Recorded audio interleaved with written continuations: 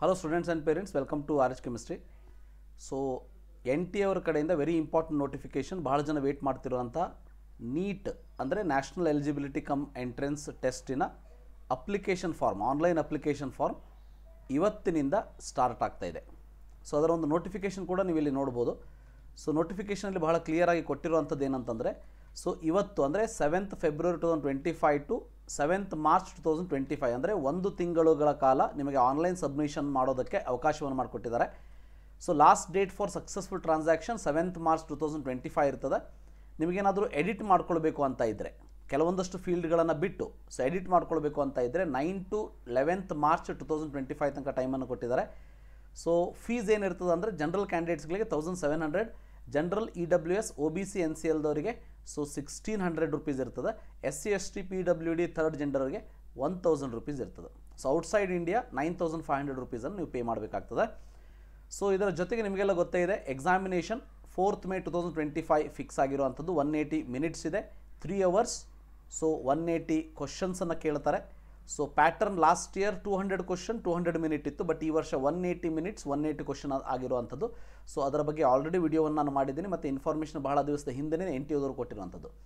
So timing of the examination ಮಧ್ಯಾಹ್ನ 2 ಗಂಟೆಯಿಂದ 5 ಗಂಟೆವರೆಗೆ ಇರುವಂಥದ್ದು.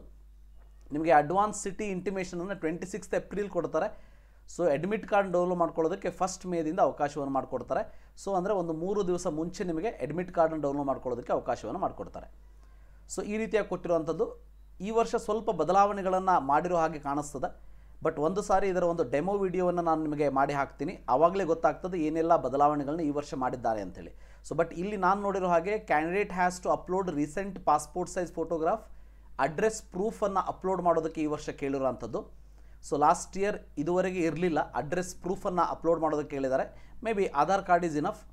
ಸೊ ಮತ್ತು ಕ್ಯಾಟಗರಿ ಸರ್ಟಿಫಿಕೇಟನ್ನು ಕೂಡ ಅಪ್ಲೋಡ್ ಮಾಡೋದಕ್ಕೆ ಕೊಟ್ಟಿದ್ದೀನಿ ಅಂತ ಹೇಳಿರುವಂಥದ್ದು. ಬಟ್ ಒಂದು ಸಾರಿ ಲಾಗಿನ್ ಆದಮೇಲೆ ಗೊತ್ತಾಗುವಂಥದ್ದು ನಿಮಗೆ ಅದನ್ನು ಕೊಟ್ಟಿದ್ದಾರೋ ಇಲ್ಲೋ ಅಂಥೇಳಿ. ಸೊ ಅದ್ರ ಜೊತೆಗೆ ಒಂದು ಕಂಪಲ್ಸರಿ ಇಮೇಲ್ ಅಡ್ರೆಸ್ ಮತ್ತು ಮೊಬೈಲ್ ನಂಬರ್ ನಿಮ್ಮ ಹತ್ರ ಫಿಕ್ಸ್ ಇರಲೇಬೇಕು. ಸೊ ಇವೆಲ್ಲ ಗೊತ್ತೇ ಇದೆ. ಸೊ ಇದರ ಜೊತೆಗೆ ಒಂದು ಇಂಪಾರ್ಟೆಂಟ್ ಇನ್ಫಾರ್ಮೇಷನ್ ಅಂತ ಅಂದರೆ, ಇನ್ನೊಂದು ಸ್ವಲ್ಪ ದಿನದಲ್ಲಿ ಅಂದರೆ ನಾಳೆ ಅಥವಾ ನಾಡಿದ್ದು ನಾನು ನಿಮಗೆ ಡೆಮೋ ವಿಡಿಯೋವನ್ನು ಮಾಡಿ ಕೂಡ ಹಾಕ್ತೀನಿ, ಹೇಗೆ ಫಿಲ್ ಮಾಡಬೇಕು ಅಂಥೇಳಿ. ಆದರೆ ಯಾರೂ ಕೂಡ ಹರಿಬರಿಯಲ್ಲಿ ಫಿಲ್ ಮಾಡೋದಕ್ಕೆ ಹೋಗಬೇಡಿ.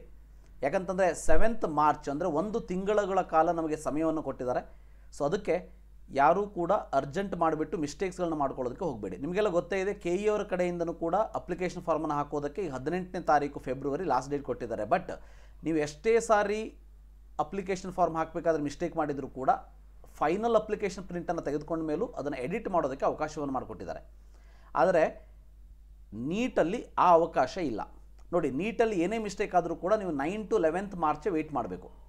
ಸೊ ಅಲ್ಲಿಯ ತನಕ ಸುಮ್ಮನೆ ನೀವು ಟೆನ್ಷನ್ ತೊಗೋಬೇಕಾಗ್ತದೆ. ಅದಕ್ಕೆ ಹೇಳ್ತಾ ಇರುವಂಥದ್ದು. ಸೊ ಕರೆಕ್ಟಾಗಿ ನೋಡಿಬಿಟ್ಟು ಏನೆಲ್ಲ ಡಾಕ್ಯುಮೆಂಟ್ಸ್ಗಳು ಬೇಕು ಅನ್ನೋದನ್ನು ರೆಡಿ ಮಾಡ್ಕೊಂಡ್ಬಿಟ್ಟು ಅಪ್ಲಿಕೇಶನನ್ನು ಹಾಕಬೇಕಾಗ್ತದೆ. ಯಾವುದೇ ರೀತಿ ಮಿಸ್ಟೇಕ್ಸ್ಗಳನ್ನು ಮಾಡೋದಕ್ಕೆ ಹೋಗಬೇಡಿ. ಸೊ ಈ ಮಿಸ್ಟೇಕ್ಸ್ಗಳನ್ನು ಆದಷ್ಟು ಕಡಿಮೆ ಆಗಬೇಕು, ಅಥವಾ ಮಿಸ್ಟೇಕ್ಸ್ ಆಗದೇ ಇರೋ ಹಾಗೆ ಅಪ್ಲಿಕೇಶನನ್ನು ಹಾಕಬೇಕು ಅಂತ ಇದ್ದರೆ ನಿಮಗೆ, if you want you can join us with the paid counselling guidance. ನೀವು ಪೇಯ್ಡ್ ಕೌನ್ಸಿಲಿಂಗ್ ಗೈಡೆನ್ಸನ್ನು ಜಾಯ್ನ್ ಆಗ್ಬೋದು. ಅದಕ್ಕೆ ನೀವು ಮಾಡಬೇಕಾಗಿರೋದಿಷ್ಟೇ, ನಿಮಗೇನಾದರೂ ನನ್ನ ಕಡೆಯಿಂದ ಪರ್ಸನಲ್ ಗೈಡೆನ್ಸ್ ಬೇಕು ಅಂತ ಇದ್ದರೆ ಫ್ರಮ್ ಅಪ್ಲಿಕೇಶನ್ ಫಾರ್ಮಿಂದ ಹಿಡಿದು ಅಡ್ಮಿಷನ್ ಆಗೋವರೆಗೂ ಕೂಡ ಸೊ 8277448606ಗೆ ವಾಟ್ಸಪ್ ಮೆಸೇಜ್ ಮಾಡಿ.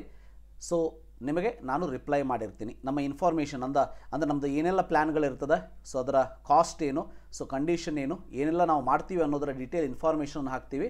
8277448606ಗೆ ನೀವು ಮೆಸೇಜ್ ಮಾಡಿ. ಕಾಲ್ ಮಾಡಿದರೆ ನಾನು ಪಿಕ್ ಮಾಡೋದಿಲ್ಲ. So you have to WhatsApp message. So ಇನ್ನು ನಾನು ಆಲ್ರೆಡಿ ಹೇಳಿರೋ ಹಾಗೆ ಕೆಲವೊಂದಷ್ಟು ವಿದ್ಯಾರ್ಥಿಗಳು ಅಥವಾ ಪಾಲಕರು ಏನು ಥಿಂಕ್ ಮಾಡಿರ್ತಾರೆ ಅಂತಂದರೆ, ಎಲ್ಲ ಮಾರ್ಕ್ಸು ಲಾಸ್ಟಿಗೆ ಟೈ ಆದರೆ, ಸೊ ಯಾರು ಫಸ್ಟ್ ಅಪ್ಲಿಕೇಶನ್ ಹಾಕಿರ್ತಾರೆ ಅಪ್ಲಿಕೇಶನ್ ಫಾರ್ಮಿನ ಆಧಾರದ ಮೇಲೆ ಅವರಿಗೆ ಫಸ್ಟ್ ಪ್ರಿಫರೆನ್ಸನ್ನು ಕೊಡ್ತಾರೆ ಅಂಥೇಳಿ ಅಂದ್ಕೊಂಡಿರ್ತೀರಿ. ಯಾಕಂದರೆ ಲಾಸ್ಟ್ ಇಯರ್ ರಿಸಲ್ಟನ್ನು ಅನೌನ್ಸ್ ಮಾಡಿದಂತಹ ಸಂದರ್ಭದಲ್ಲಿ NTAದವರೇ ಆ ಒಂದು ಇನ್ಫಾರ್ಮೇಷನನ್ನು ನೀಡಿದರು. ಆದರೆ ಈ ವರ್ಷ ಸೊ ಆ ಒಂದು ಮೆರಿಟ್ ಕ್ರೈಟೀರಿಯಾವನ್ನು ಕೂಡ ಕ್ಲಿಯರ್ ಆಗಿ ನೀಡಿರುವಂಥದ್ದು NTAದವರು. ಅದನ್ನು ಕೂಡ ನಾನು ನಿಮಗೆ ಇನ್ಫಾರ್ಮೇಷನ್ ಬುಲೆಟಿನ್ ಅಲ್ಲಿ 73ನೇ ಪೇಜಲ್ಲಿ ಕೊಟ್ಟಿರುವಂಥದ್ದನ್ನು ನೀವು ಕ್ಲಿಯರ್ ಕಟ್ಟಾಗಿ ನೋಡ್ಬೋದು. ಅಂದರೆ 69th ಪೇಜಲ್ಲಿ ಇರುವಂಥದ್ದು. So the inter se merit of candidate for tie breaking ಅಂತ ಇದೆ. ಸೊ ಇಲ್ಲಿ ನೋಡ್ಬೋದು ನೀವು. ಅಂದರೆ ಯಾಕೆ ಇದನ್ನು ಹೇಳ್ತಾ ಇದ್ದೀನಿ ಅಂತಂದರೆ, ನೀವು ಆದಷ್ಟು ಬೇಗ ಅಪ್ಲಿಕೇಶನ್ ಫಾರ್ಮನ್ನು ಹಾಕಬೇಕು. ಅಪ್ಲಿಕೇಶನ್ ಫಾರ್ಮನ್ನು ಫಸ್ಟ್ ಹಾಕಿದವರಿಗೆ ಫಸ್ಟ್ ಪ್ರಿಯಾರಿಟಿ ಕೊಡ್ತಾರೆ. ಎಲ್ಲ ಮಾರ್ಕ್ಸ್ಗಳು ಟೈ ಆದರೆ ಅಂಥೇಳಿ ನೀವೇನಾದರೂ ತಪ್ಪು ತಿಳ್ಕೊಂಡಿದ್ರೆ ಸೊ ಅದನ್ನು ಕ್ಲಾರಿಟಿ ನಾನು ಕೊಡ್ತಾ ಇದ್ದೀನಿ ಅಷ್ಟೇ. So candidate obtaining higher marks or percentile score in biology first consider ಮಾಡ್ತಾರೆ, ನಿಮ್ಮದೇನಾದರೂ ಟೈಅಪ್ ಇದ್ದರೆ.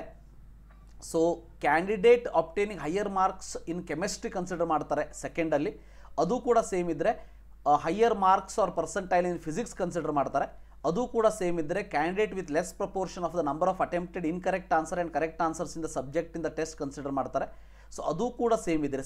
ಇವೆಲ್ಲ ಪಾಸಿಬಿಲಿಟಿ ಬಹಳ ಕಡಿಮೆ. ಸೊ ಬಟ್ ವರ್ಸ್ಟ್ ಕೇಸಲ್ಲಿ ಅದು ಕೂಡ ಸೇಮ್ ಇದ್ದರೆ candidate with less proportion of a number of attempted incorrect answer and correct answers in biology consider ಮಾಡ್ತಾರೆ, ಬಾಟ್ನಿ ಆ್ಯಂಡ್ ಜಿಯಾಲಜಿ. ಅದಾದಮೇಲೆ ಮತ್ತೆ ಅದು ಕರೆಕ್ಟ್ ಇದ್ದರೆ, ಅಂದರೆ ಅದು ಸೇಮ್ ಆಗಿಬಿಟ್ರೆ, ಸೊ ಅಂದರೆ ಅದು ಟೈ ಆಗಿಬಿಟ್ರೆ less proportion of number of attempted incorrect answers and correct answers in chemistry consider ಮಾಡ್ತಾರೆ, ಫಾಲೋಡ್ ಬೈ ಅದೇ ರೀತಿ ಫಿಸಿಕ್ಸ್ ಕನ್ಸಿಡರ್ ಮಾಡ್ತಾರೆ. ಒಂದೊಮ್ಮೆ ಅನ್ಕೊಳ್ಳೋಣಂತೆ ಇಲ್ಲಿ ಕೊಟ್ಟಿರುವಂಥ A to G ಕ್ರೈಟೀರಿಯಾ ಎಲ್ಲವೂ ಕೂಡ ಟೈ ಆಗಿಬಿಡ್ತು ಒಬ್ಬ ವಿದ್ಯಾರ್ಥಿಗೆ. ಸೊ ಈ ರೀತಿ ಪಾಸಿಬಿಲಿಟಿ 0.00001% ಅದಕ್ಕಿಂತ ಕಡಿಮೆ ಇರುವಂಥದ್ದು. ಸೊ ಇನ್ ಕೇಸ್ ಮೇಲಿರುವಂಥ ಎಲ್ಲ ಕಂಡೀಷನ್ಗಳು ಎಕ್ಸಾಸ್ಟ್ ಆದರೆ ಟೈ ಸ್ಟಿಲ್ ಪರ್ಸಿಸ್, ಅಂದರೆ ಇನ್ನೂ ಟೈ ಉಳಿತು ಅಂತ ಅಂದರೆ ಅವಾಗ ಏನು ಮಾಡ್ತಾರೆ ಅಂತಂದರೆ random process with the guidance of N independent expert committee ಅಂತ ಕೊಟ್ಟಿದ್ದಾರೆ. ಇದ್ರ ಬಗ್ಗೆ ಡೀಟೇಲ್ ಆಗಿ ಎಲ್ಲೂ ಕೂಡ ಕೊಟ್ಟಿಲ್ಲ. ಆ ಒಂದು ಇಂಡಿಪೆಂಡೆಂಟ್ ಎಕ್ಸ್ಪರ್ಟ್ ಕಮಿಟಿಯನ್ನು ಏನು ಫಾರ್ಮ್ ಮಾಡ್ತಾರೆ, ಅವರು ಯಾವ ಒಂದು ಆಧಾರದ ಮೇಲೆ ರ್ಯಾಂಡಮ್ ಪ್ರೊಸೆಸ್ ಅಂದರೆ ಮೀನಿಂಗ್ ಏನು ಅನ್ನೋದ್ರ ಬಗ್ಗೆ ಇನ್ಫಾರ್ಮೇಷನ್ ಇಲ್ಲ.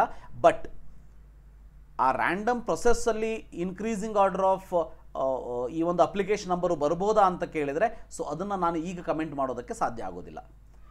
ಬಟ್ ನೀವು ಮೊದಲೇ ಹಾಕಬೇಕು, ಫಸ್ಟ್ ಹಾಕಬೇಕು, ನಂದೇ ಮೊದಲು ಹಾಕಬೇಕು ಅನ್ನೋ ಒಂದು ಅರ್ಜೆನ್ಸಿಯಲ್ಲಿ ನೀವು ಮಿಸ್ಟೇಕ್ಸ್ಗಳನ್ನು ಮಾಡ್ಕೋತಾ ಹೋದ್ರಿ ಅಂತ ಅಂದರೆ ಸೊ ಆ ಮಿಸ್ಟೇಕ್ಸ್ಗಳನ್ನು ಕರೆಕ್ಷನ್ ಮಾಡ್ಕೊಳ್ಳೋದಕ್ಕೆ ನಿಮಗೆ ಆಗದೇ ಇರ್ಬೋದು, ಅಥವಾ ಕರೆಕ್ಷನ್ಗೆ ಟೈಮನ್ನು ಕೊಟ್ಟಾಗ ನಿಮ್ಮ ಹತ್ರ ಮಾಡ್ಕೊಳ್ಳೋದಕ್ಕೆ ಸಾಧ್ಯ ಆಗದೇ ಇರ್ಬೋದು. ಅವೆಲ್ಲ ಕಾರಣಕ್ಕೋಸ್ಕರ ನನ್ನ ರಿಕ್ವೆಸ್ಟ್ ಇಷ್ಟೇ, ವೇಟ್ ಮಾಡಿ.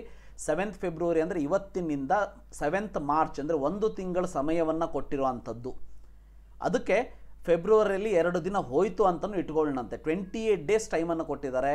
ಹರಿಬರಿ ಮಾಡೋದಕ್ಕೆ ಹೋಗಬೇಡಿ, ಅರ್ಜೆಂಟ್ ಮಾಡೋದಕ್ಕೆ ಹೋಗಬೇಡಿ. ಯಾಕಂದರೆ KE ಅವರು ನೀವು ಏನೇ ತಪ್ಪು ಮಾಡಿದ್ರು ಅವಕಾಶವನ್ನು ಮಾಡಿಕೊಟ್ಟಿದ್ದಾರೆ ಕರೆಕ್ಷನ್ ಮಾಡ್ಕೊಳ್ಳೋದಕ್ಕೆ. ಬಟ್ ನೀಟ್ ಅವರು ಹಾಗಲ್ಲ, 2 ದಿನ ಮುಂದೆ ಟೈಮನ್ನು ಕೊಟ್ಟಿರುವಂಥದ್ದು.